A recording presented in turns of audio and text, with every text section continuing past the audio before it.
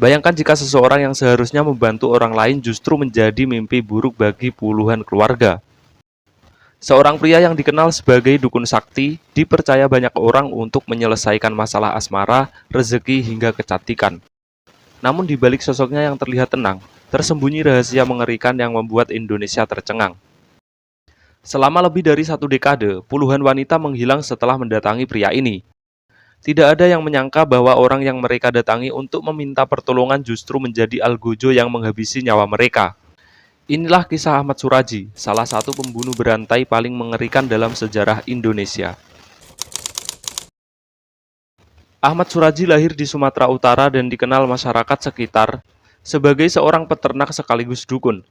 Ia memiliki banyak pelanggan yang datang untuk meminta bantuan spiritual. Banyak wanita mempercayainya karena ia dianggap mampu menyelesaikan berbagai masalah kehidupan. Mulai dari persoalan rumah tangga, mencari jodoh, mempertahankan kecantikan hingga mendatangkan keberuntungan. Di mata masyarakat, Suraji adalah sosok yang disegani. Tidak banyak yang mengetahui bahwa di balik reputasinya sebagai dukun, ia menyimpan keyakinan gelap yang kelak menelan puluhan korban jiwa.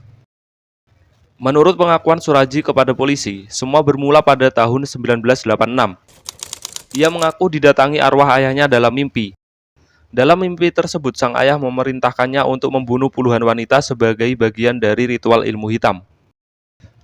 Suraji percaya bahwa dengan melakukan ritual tersebut, ia akan memperoleh kesaktian luar biasa dan menjadi dukun yang sangat kuat. Awalnya, target yang disebutkan dalam pengakuannya mencapai lebih dari 70 wanita. Namun sebelum jumlah itu tercapai, aksinya berhasil terungkap. Cara Suraji menjalankan aksinya sangat licik. Ia memanfaatkan kepercayaan para korban.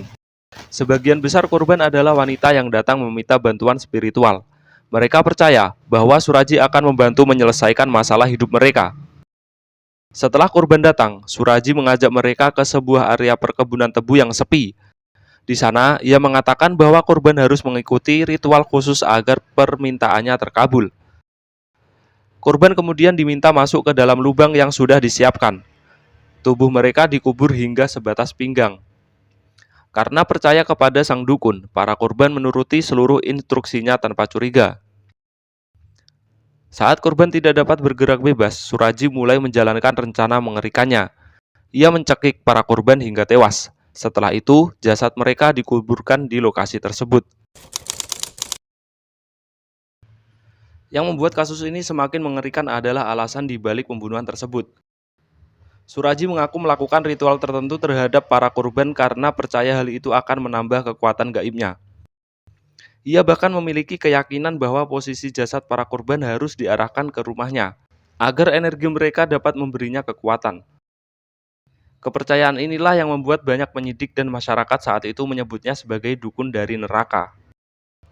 Kisah ini kemudian menjadi salah satu kasus kriminal paling mengerikan yang pernah terjadi di Indonesia. Selama bertahun-tahun, wanita-wanita muda terus menghilang. Sebagian keluarga mengira anggota keluarganya pergi merantau. Sebagian lagi percaya bahwa mereka mungkin menjadi korban kejahatan biasa. Tidak ada yang menyadari bahwa semua korban memiliki satu kesamaan. Mereka pernah berhubungan dengan Ahmad Suraji.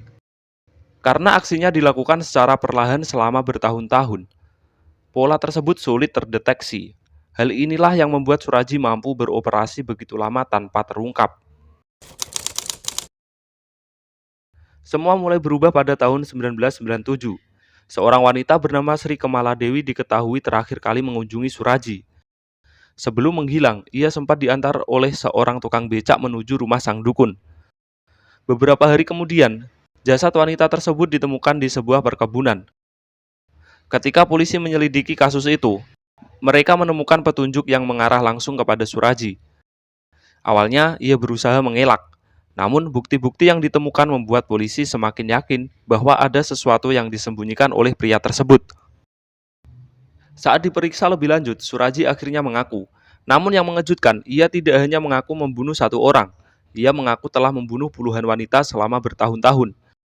Pengakuan itu membuat polisi terkejut. Tim penyidik kemudian melakukan penggalian besar-besaran di area perkebunan tebu dekat rumahnya.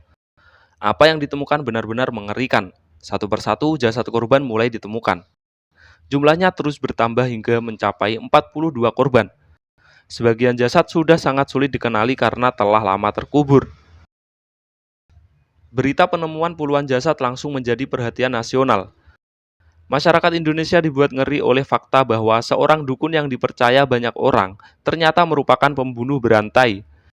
Media massa terus memberitakan perkembangan kasus tersebut. Nama Ahmad Suradji menjadi simbol salah satu kasus kriminal paling menyeramkan dalam sejarah Indonesia modern. Banyak keluarga korban yang datang berharap anggota keluarganya yang hilang dapat teridentifikasi. Suasana duka dan kemarahan menyelimuti masyarakat saat itu. Pada akhir tahun 1997, persidangan Ahmad Suradji dimulai. Jaksa menyiapkan dakwaan yang sangat tebal karena jumlah korban yang luar biasa banyak. Persidangan berlangsung dengan perhatian besar dari masyarakat. Ruang sidang dipenuhi warga yang ingin melihat langsung sosok pria yang telah menghilangkan puluhan nyawa. Akhirnya pengadilan menyatakan Ahmad Suradji bersalah. Ia dijatuhi hukuman mati. Salah satu istrinya juga sempat terseret dalam kasus tersebut karena dianggap membantu menyembunyikan kejahatan yang dilakukan oleh Suradji. Setelah divonis mati, Suradji menjalani berbagai proses hukum. Ia mengajukan banding, kasasi, hingga gerasi. Namun seluruh upaya tersebut akhirnya ditolak. Bertahun-tahun berlalu hingga akhirnya pemerintah memutuskan untuk melaksanakan hukuman yang telah berkekuatan hukum tetap. Pada tanggal 10 Juli 2008, Ahmad Suradji dieksekusi oleh regu tembak. Dengan berakhirnya hidup Suradji, berakhir pula kisah salah satu pembunuh berantai paling terkenal di Indonesia. Namun bagi keluarga korban, luka yang ditinggalkan tentu tidak pernah benar-benar hilang. 42 nyawa telah melayang akibat kepercayaan yang disalahgunakan oleh seseorang yang seharusnya membantu bukan membunuh.